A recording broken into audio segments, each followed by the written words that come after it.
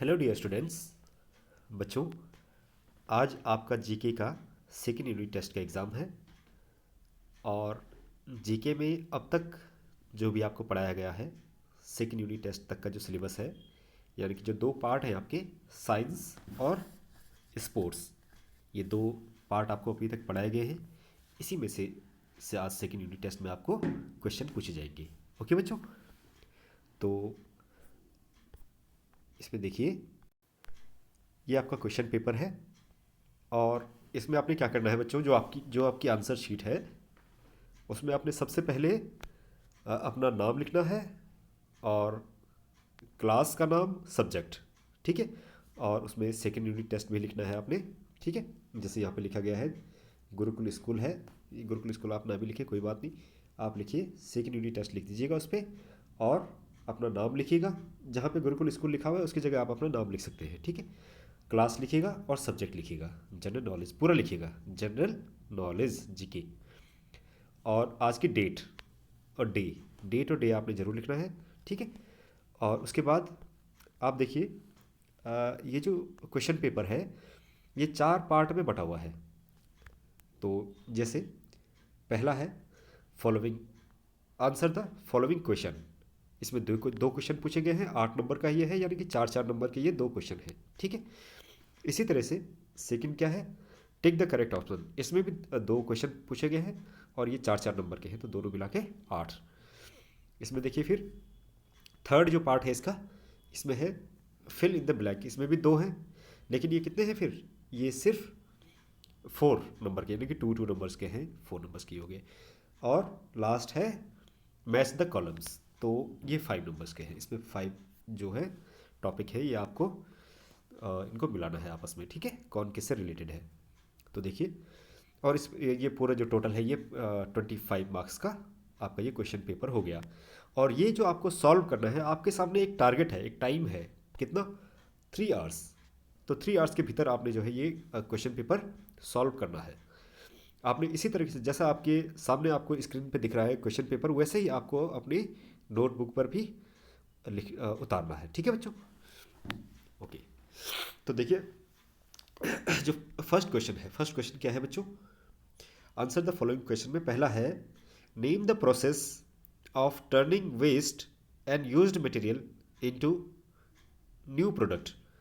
तो इसमें पूछा जा रहा है आपको कि नेम द प्रोसेस, यानी कि प्रोसेस का नाम बताइए, कौन सी process of turning waste and used material, यानी कि वेस्ट मटेरियल जो होता है घर का, या जो जहाँ भी हमारे पशु होते हैं, या कहीं का भी जो वेस्ट मटेरियल होता है हमारे घर का, या फिर यूज्ड मटेरियल होता है, उसको हम जो भी चीज़ें हम यूज़ करते हैं वो यूज्ड मटेरियल हो जाते हैं। उसको जब दोबारा उसको यूज किया जाता है, उसका न्यू प्रोडक्ट बनाया जाता है, दोबारा इस्तेमाल करने के लिए उसका न्यू प्रोडक्ट बनता है, तो उस पूरी प्रोसेस को क्या कहा जाता है, ठीक है। ये आपने इसका, अच्छा, एक चीज़ और नोट करने वाली बात है कि आंसर आपने पूरा लिखना है बच्चों।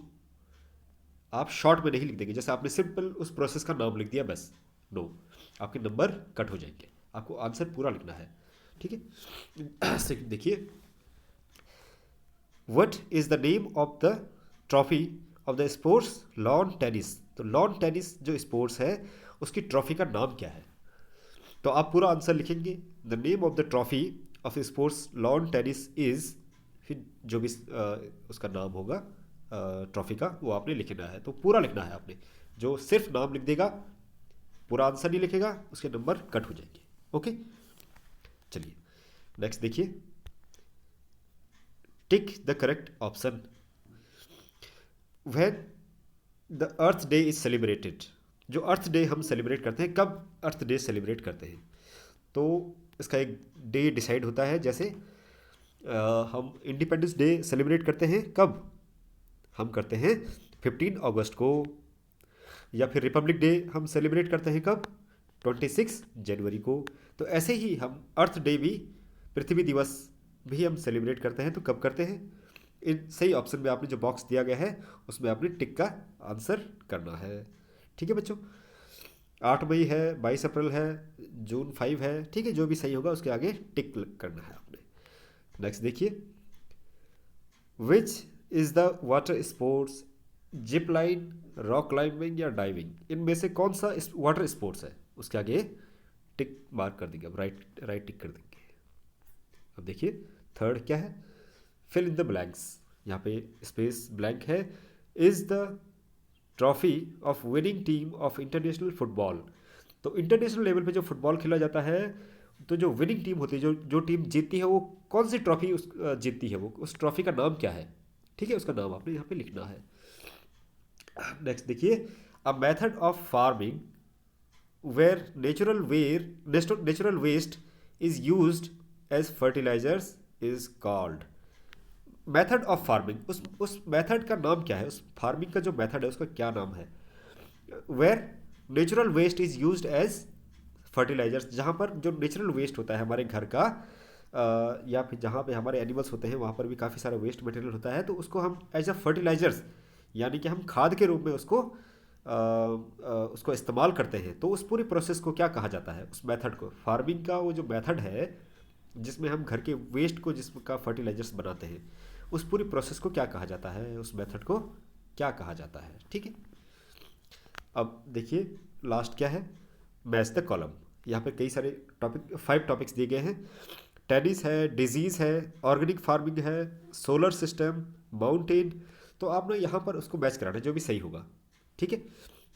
तो जैसे क्रॉप रोटेशन है, डेविस कप है, कम्युनिकेबल, ट्रैकिंग, वेनस, तो ये इन चीज़ों से जो भी सही होगा उसके उससे उससे आप जो है लाइन खींच कर उसे मैच करा देंगे उसे। ओके बच्चों, तो आप इसे कीजिए।